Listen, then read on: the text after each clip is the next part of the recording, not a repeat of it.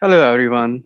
In this module, we will talk about how to deal with distractions and how to keep and stay off of it. So let's begin.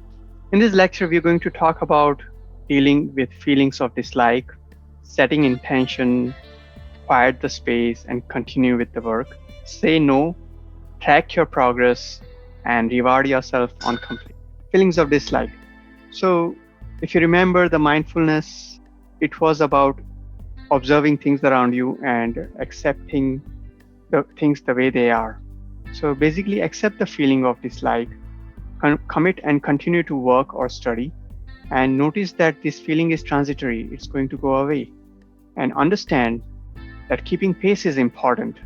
If it's something too tough, you can say to yourself that you will reward yourself once you finish this studies or work period. For developing a skill of studying, you always have to give importance to your commitments and your time. You can try different techniques to understand the material better. You can try different resources from uh, different materials and different way of learning, like listening to the audio book or audio of the same material that you're trying to study. And notice the feeling of enjoyment or satisfaction that comes with completion of each task. So let's move on to next one here. We are discussing the new ways to study. You can find your own ways to study. Can you study well on your computer?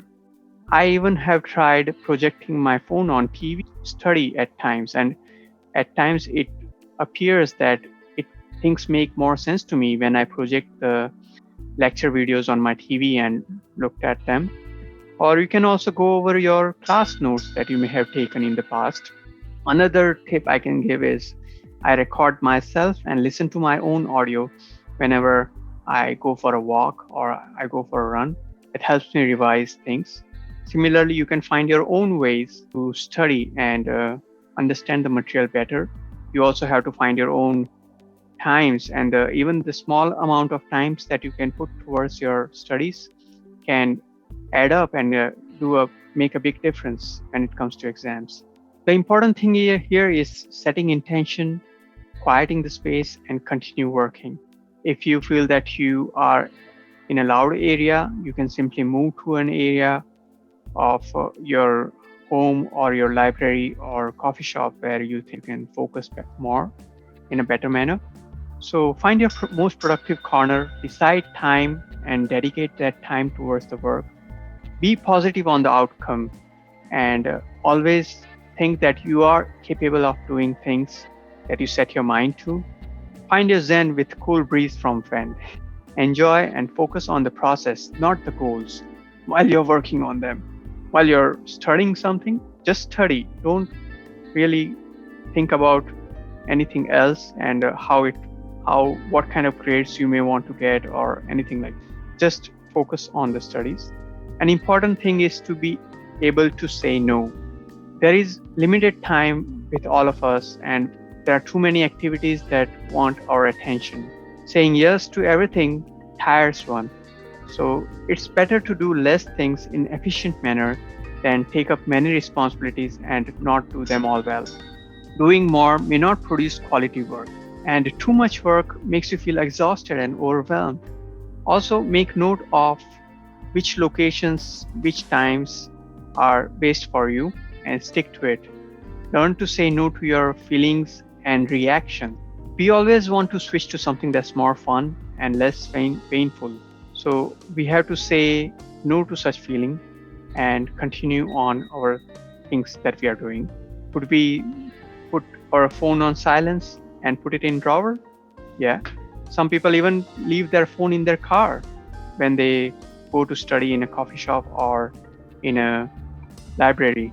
You can also promise yourself a reward for your ability to say no and stick to the things that you decided to work on. You have to create a habit of saying no to distractions and remind yourself of the deadlines. Last but not least, always believe in yourself. Tracking your progress is also important. As we spoke in some of the previous modules, we have to make frequent note of tasks completed. Include your new commitment that come up in your diaries, and also include some of the new ideas or ways to tackle things in your planner or in your diary. Always keep a backup plan ready.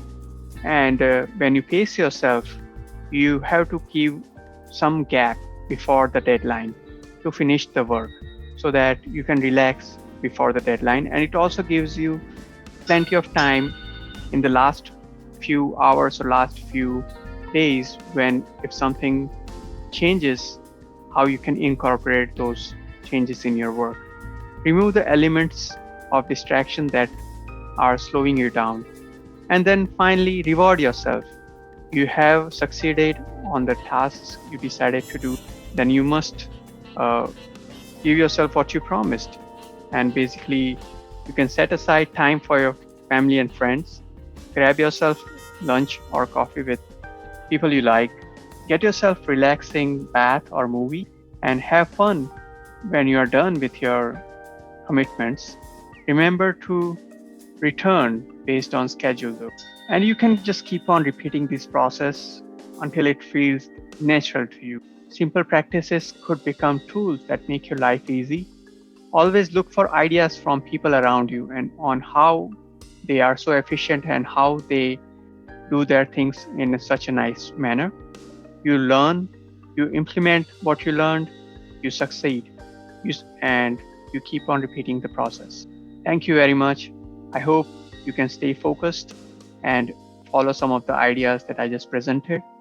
Here are some of the papers I read while creating this presentation.